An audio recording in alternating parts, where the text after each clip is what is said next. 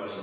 So today we're going to be going through an upper body mobility session focused on shoulder extension. So shoulder extension is the ability to extend the arm either with a bent elbow or with straight arms. These are movements which help support exercises such as bench press, variations of the dip, or the other movements where we need to be able to pull those elbows behind us. Today's class, what you'll be needing is a box or a surface of similar height, can also be higher than this, like a counter table or countertop. The intention is we're going to use this exercise or this setup to bring us into a bent arm shoulder extension stretch. So I generally find something around this height or higher works quite well for the setup I'm going to introduce. We'll also be needing a stick for one of our exercises, and optional will be 2 yoga blocks for one exercise but not essential, and also 2 tennis balls which I'll be using in the warm-up and for a few exercises just for building better tension. Besides that, you don't need anything else, and what we'll do to begin with is go through upper body CARs. You can begin and do these exercises either in a kneeling position, standing or seated as well, whatever suits you for this. So to begin with, follow along with me. I want you to have the arms by the sides. If you have tennis balls, you can use them.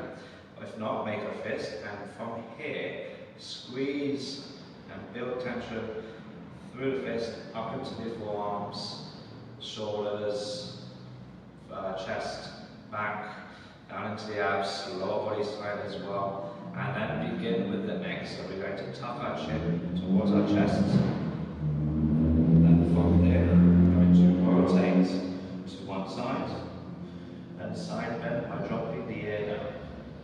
From here, I then extend back, which permits me to rotate across to the other side, slowly going around back to the start with the chin tucked, and then I change direction.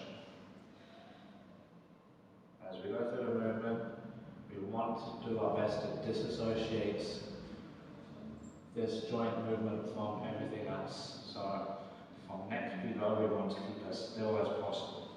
Try to keep the shoulder blades pinned down. Try to not let the spine rotate whatsoever. Everything is coming from neck movements. And finish up on that method there. For the spine in this position, we're going to cross the arms, and then we're going to segmentally flex the spine. Once I finish segmentally flexing, I'm then going to rotate to one side. From rotation, I then side bend by dropping the shoulder down, and then I extend back segmentally, and then trying to hold onto as much extension as I can, and rotate across slowly, and then bringing myself back around to the start, back into flexion, and then I reverse direction. Rotate the other way, side bend, extend back segmentally, and then rotate across, continuing back and forth with the movements, trying to expand on each aspect of this movement without compensating from anywhere else. So still trying to keep the lower body tight, trying to not let any movement come from the lower body as I go through this.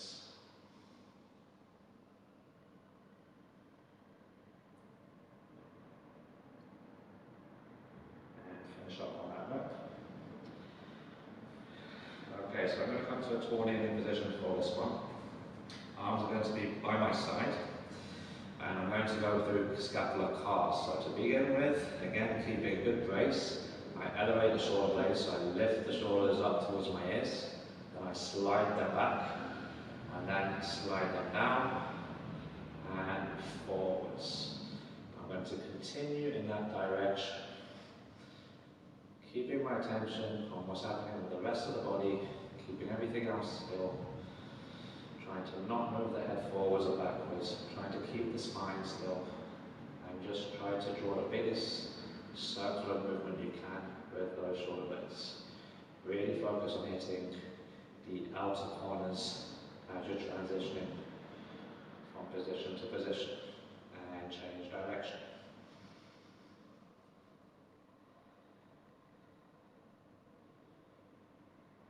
Again, as I elevate the shoulders and I bring them forward, I try to keep them high. As I drop them down, I'm still trying to send them forwards. As I pull them back, I'm still pulling them down. As I lift them up, I'm still pulling them back. And that permits me to be able to really get all the outer corners as I draw this circular movement. And finish up on that rep there. Good. Now for glenohumeral, we're going to start with the arm adductor to the side and the shoulder externally rotated as so I have the palm facing forwards. From here, I'm going to bring the arm into my overhead position.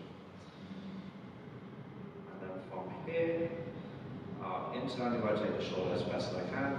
Send the arm back, continuing to internally rotate. Continuing to internally rotate. Meanwhile, I'm trying to keep everything as still as possible.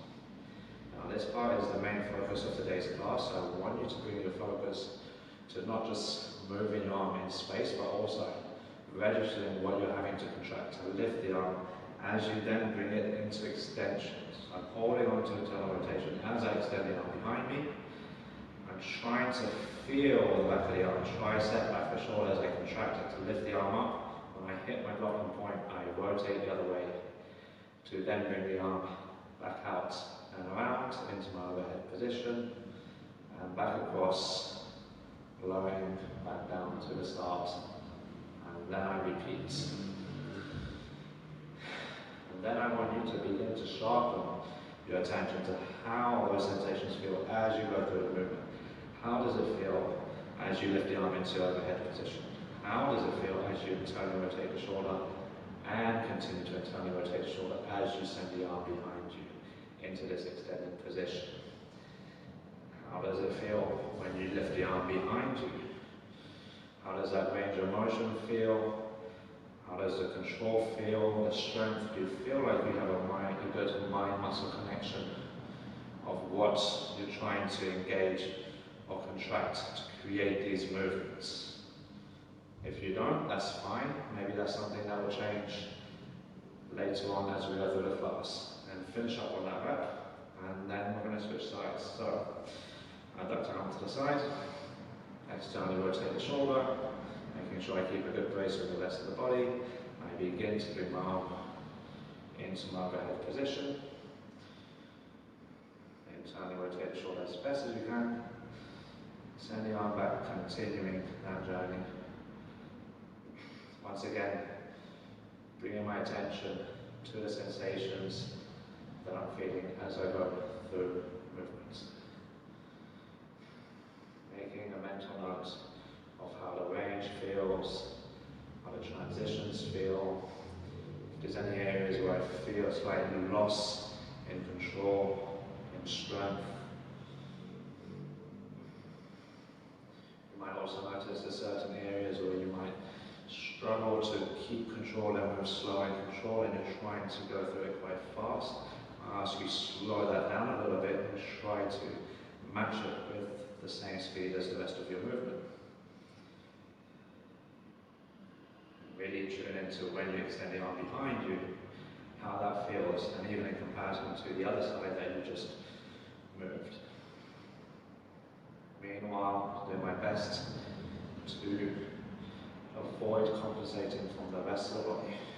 Trying to minimize any elbow bending, trying to minimize movement of the head, keeping the torso as still as possible, not rotating to the side,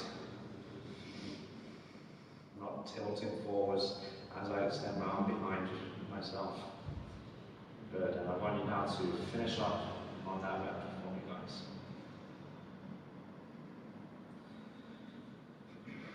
In this position, elbows, I'm going to have my elbows by my side.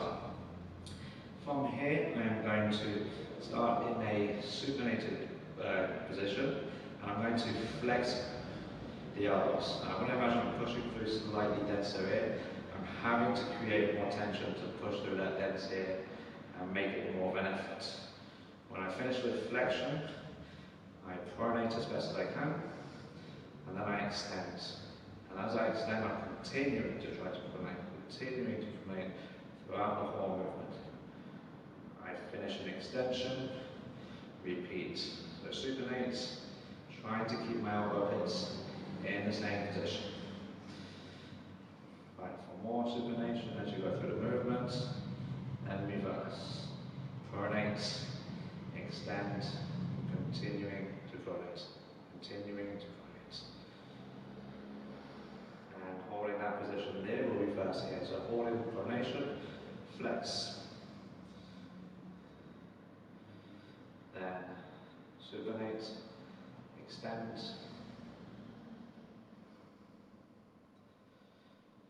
And now once more, pronate, flex.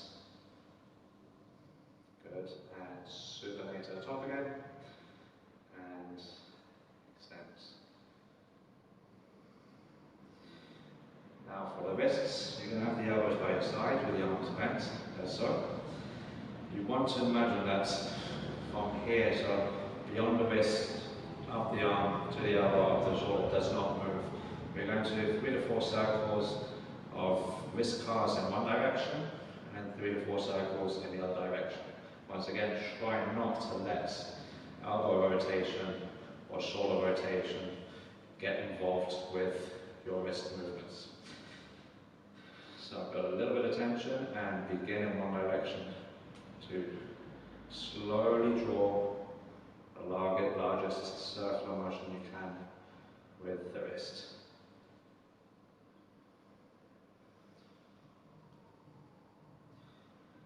Trying to not let anything else come along for the moment. And change direction if you want to change direction.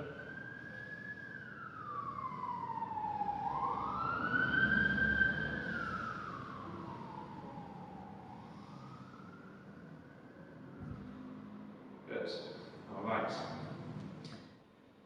Right guys, the next exercise is going to be our PAILs and rails set up for shoulder extension. This is where you're going to need your box or a counter surface. You can also use a squat rack. I find works quite well for this exercise. The intent of this exercise is really to offer you an opportunity to decide how far you work into shoulder extension. That allows you to still feel what we are trying to train today. So what you're looking for in terms of a stretch sensation is going to be on the front of the shoulder and also possibly the bicep region. How we're going to actually get our way into this stretch is eccentrically. So this is how you're going to be able to determine for yourself where your stopping point is as you load yourself into this particular stretch.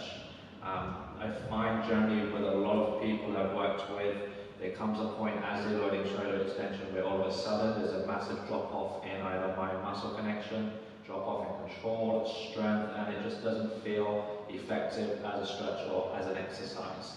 So creating a little isometric effort to eccentrically load ourselves into this stretch is what's going to help us keep a connection with the sensation of what we're trying to use as we load into this stretch. Now, in terms of variables, the first one you can adjust is hand position. You can have your hands that are put down here on the edge of the box. You could also go into fists.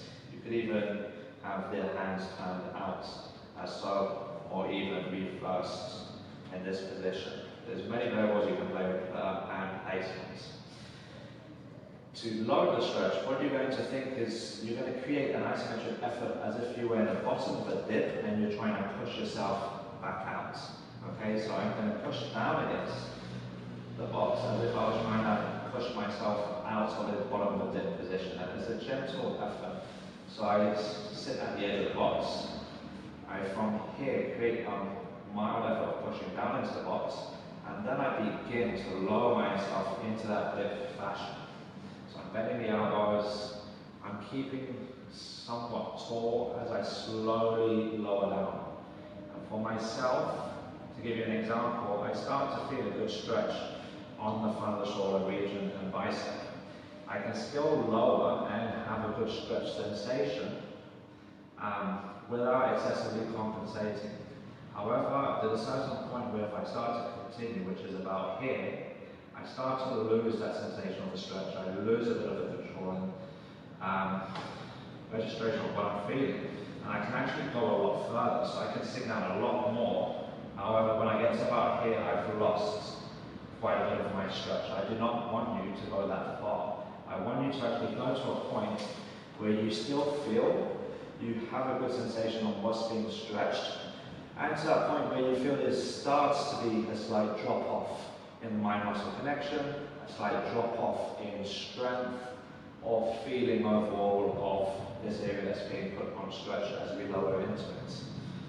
I will say the other variable, as you're lowering down, is just be mindful of elbow position. So as you're going down, you could send the elbows forwards a little bit more, or back a little bit more, or even to the side slightly, which will adjust how much weight you put and angle you place on both shoulders. So these are things to be mindful as you load into the stretch. You might find that when you start to lose a sensation, it could be because you change something with elbow position. It could also be, which I want you to be mindful of, what happens with the shoulder blades. Try to avoid letting the shoulder blades hike up in towards the ears and into the neck as so. We want to try and keep the shoulder blades somewhat pressed down. They will come up along with shoulder extension, but we don't want an excessive punching forwards and excessive rounding of the back as we lower ourselves down. So keep somewhat upright, but you can play a little bit with your angle at the same time. At the end of the day, what's important is you find a good stretch sensation on the front of the shoulders. So what I want you to do now is lower yourself down with that mild effort of pushing into the box, and then when you find that area where you start to feel a slight drop off in sensation, stop and hold that position. And just try to hold that position as I explain you the PAILs and rails for the setup. So while you're here, your PAILs is to push down against the box as if you're pushing out of that dip.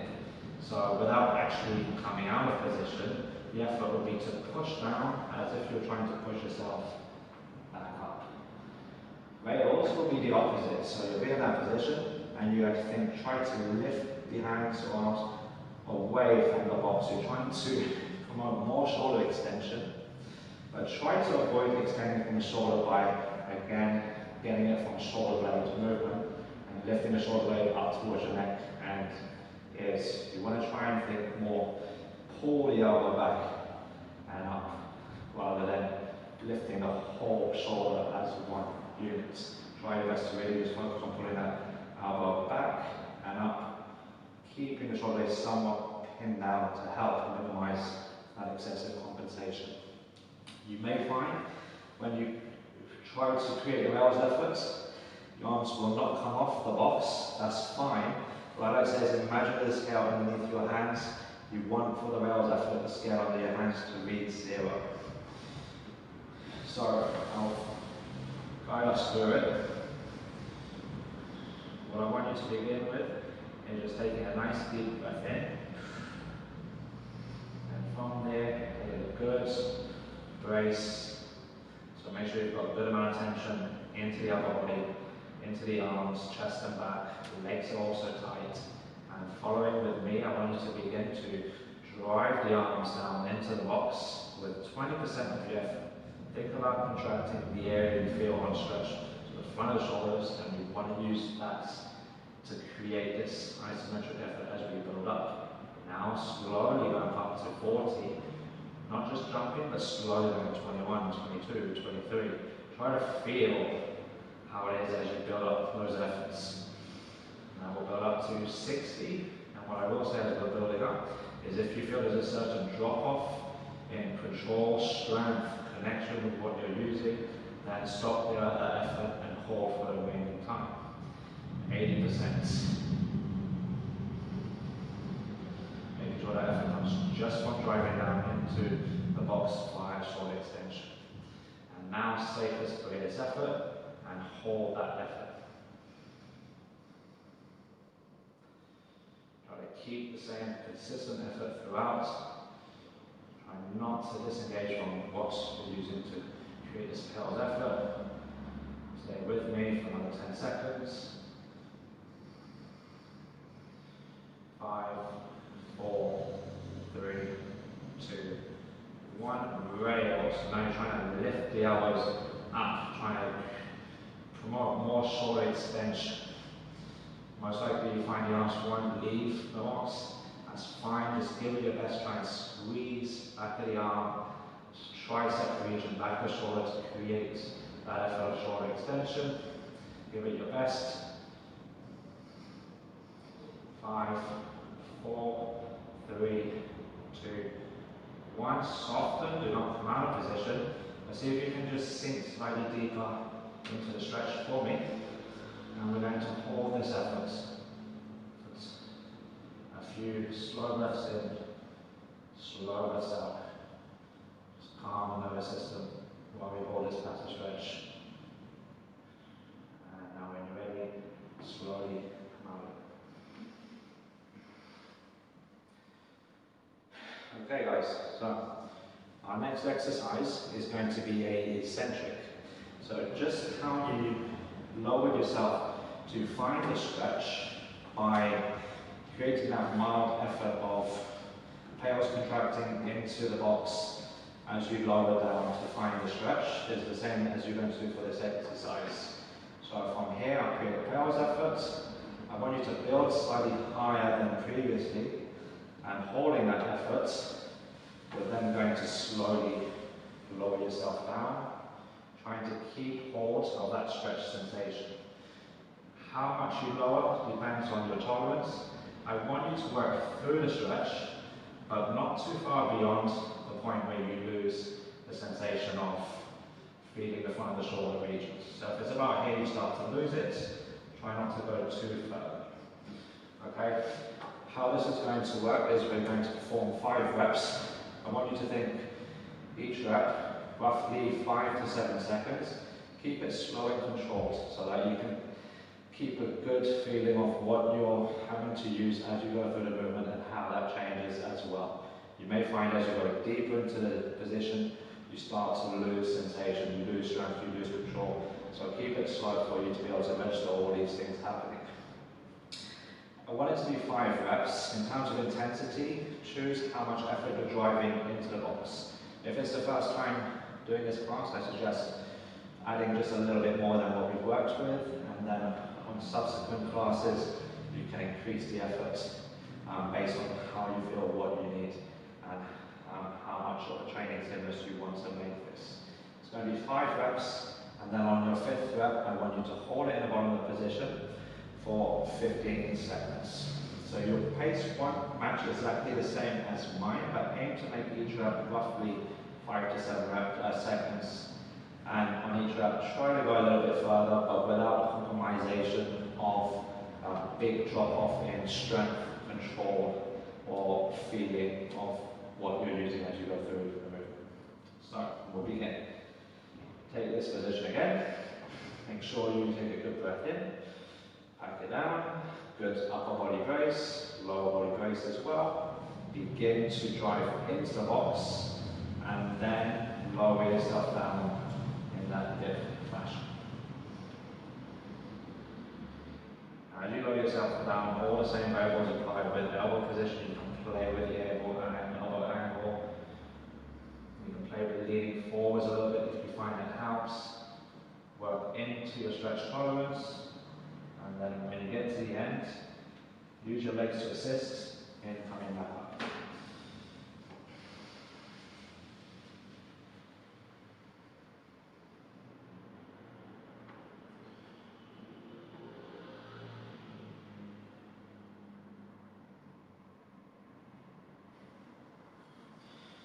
As you're going through the movement, if you feel there's a rep that you went through and just didn't feel as efficient, you didn't get much out of it, just adjust a little bit on the next rep, play a little bit maybe with the elbow angle, Lean forwards a bit more, lean back a little bit more. Also,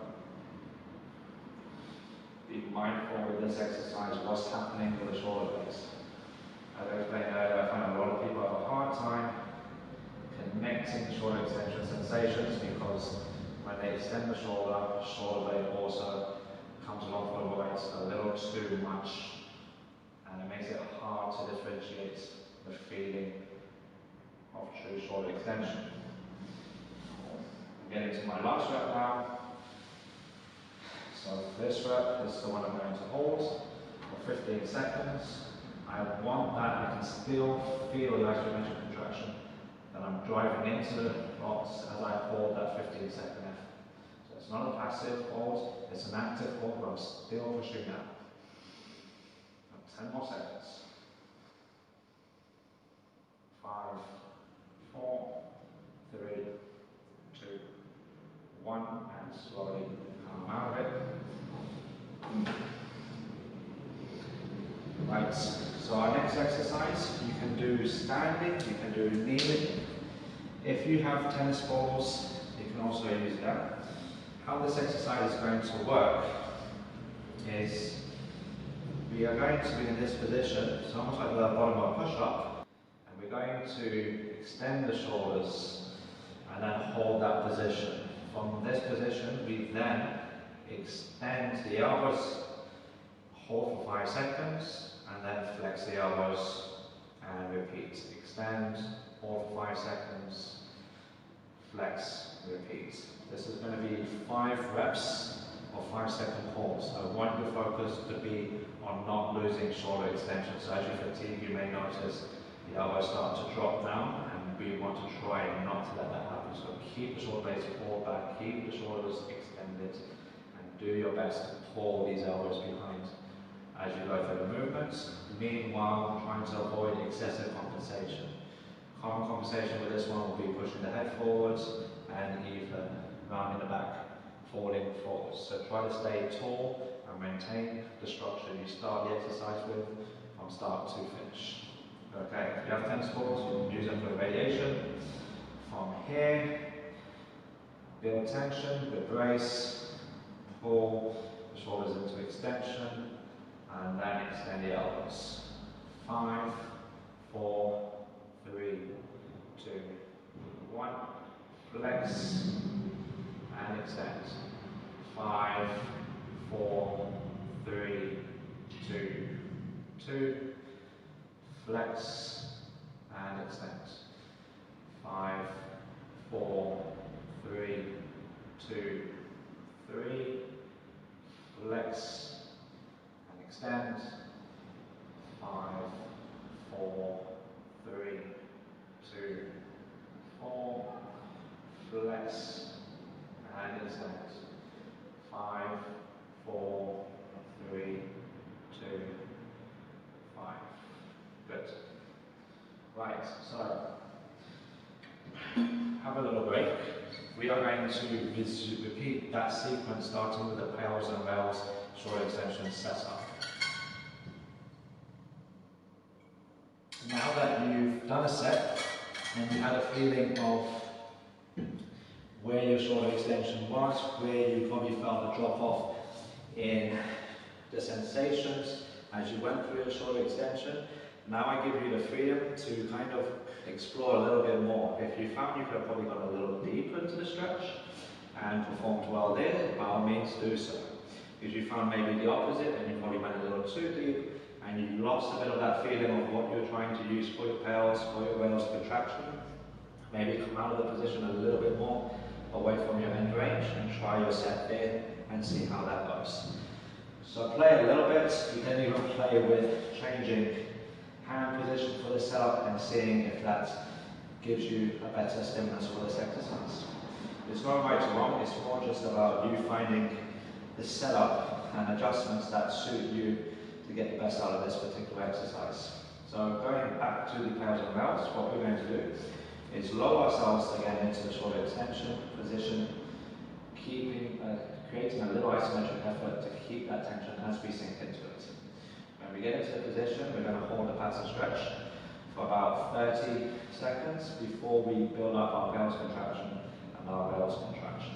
So, beginning now, if you create a little asymmetric effort of driving into the box, keeping a good weight in the rest of the body, begin to lower yourself down, and you stop where you're happy to stop for this set. Still try to keep a good connection with what we're training.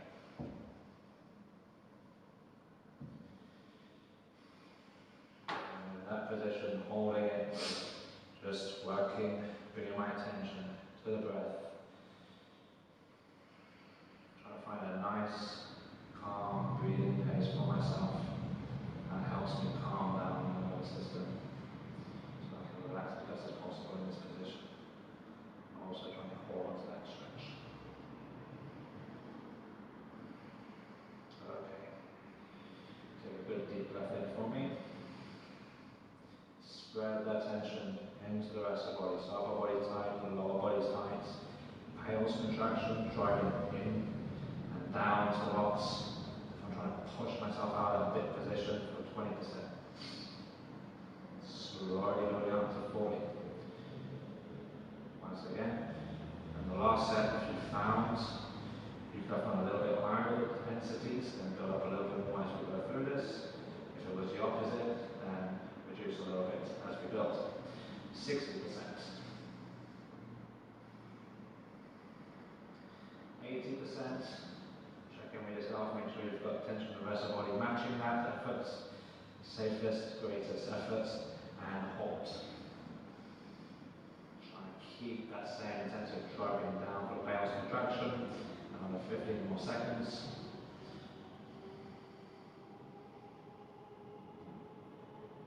5, 4, 3, 2, 1, and rail. So try and pull the arm into shoulder extension. Squeeze triceps back the shoulders to create that effort. Give it your best. Try not to let anything else change in the body. For 5, 4, 3, 2, 1. Relax that effort. Try to sink a little bit deeper into the passive stretch. You may need to still hold on to a little bit of that isometric effort, pushing down into the box to feel that stretch. And then just hold for a couple of deep breaths in, slow breaths out. And then when you're ready, slowly come out of position.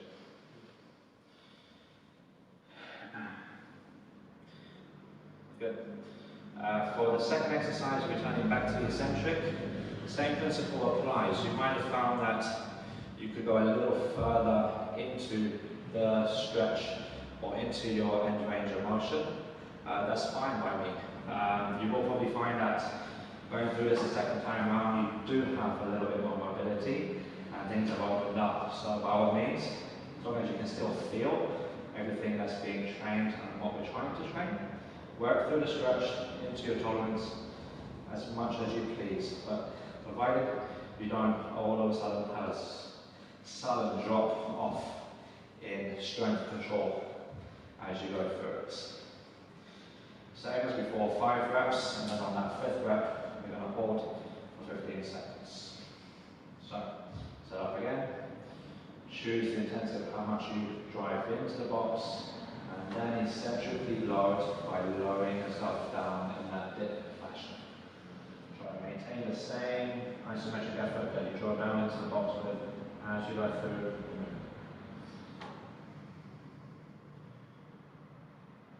And for roughly 5 to 7 seconds, lower up. Use the legs to help reset and come back up to the start. Remember to keep a nice, slow and controlled pace, a pace that allows you to keep good connection of everything you're doing.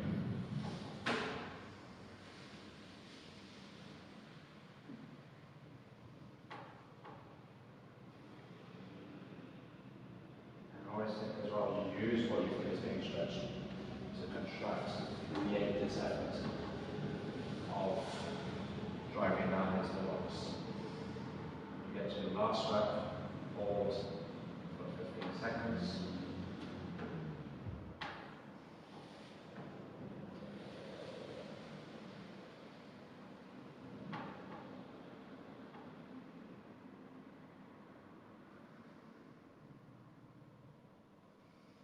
So I'm holding this position now. Trying to still keep a bit of that isometric effort driving down into the rocks, keeping the tension, maintain an active position for 5, 4, 3, 2, 1. Slowly come out of position. And then moving on to our final exercise for this sequence.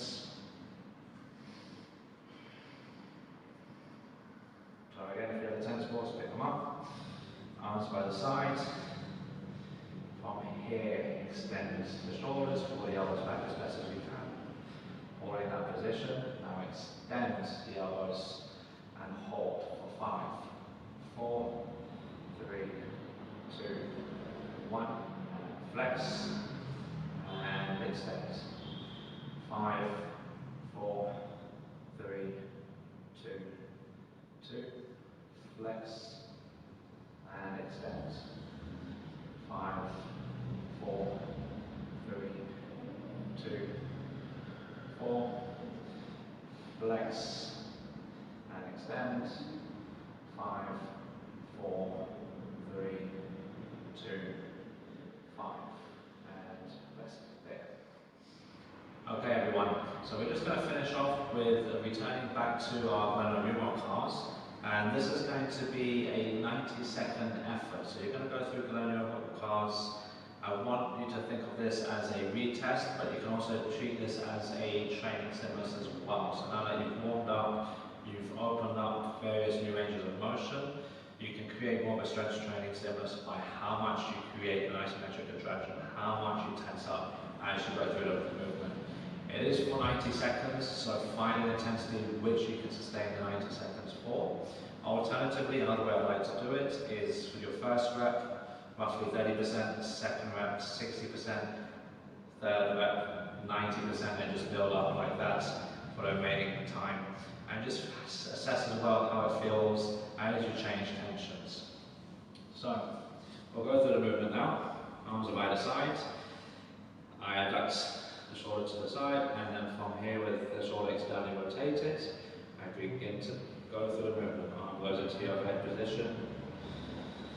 I internally rotate the shoulder, and I send the arm back, continuing to internally rotate. And then I rewind. And once again, sharpen your attention to how those sensations feel as you go through that portion of the movement. How does it feel as you contract the back of the arm, back of the shoulder to extend the shoulder? How does it feel to when you started to now? Maybe you notice an increase of range of motion. Maybe you notice you have a little bit more control. You can feel more what's going on, a better mind-muscle connection. Maybe at the beginning you didn't feel much, and now you do have a better understanding of what you should be using for creating shoulder extension. And that is good. So a little bit longer. 20 more seconds. Still trying to expand the range of motion. Try to increase that range, hit the outer limits throughout every aspect of the movement. And finish up on that rep. And switch sides. Keeping tension. If you are starting with the first rep at 30, and then slowly building up, once again, just checking and see how things feel throughout the whole movement. So that second part of the movement that we really trained. So really tune into that part as well. Do you have a better connection of shoulder extension? Does it feel slightly easier? You feel like you can maybe produce a little bit more force now?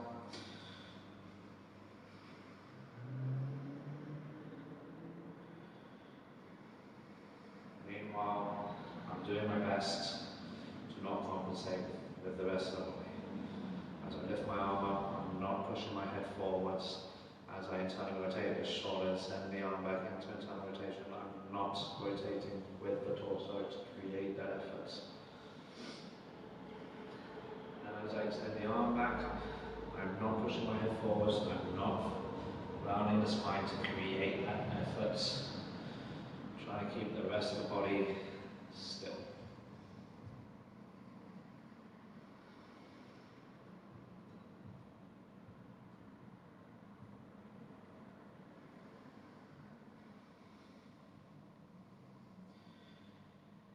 Stay with it 20 more seconds.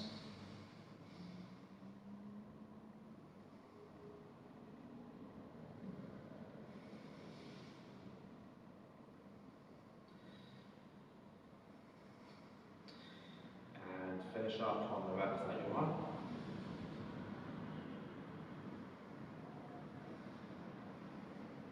Excellent. We will wrap it up there, guys. Thank you very much. I hope you've enjoyed today's class. Feel free to leave a comment on how you found it. I'll be more than happy to get back to it as well.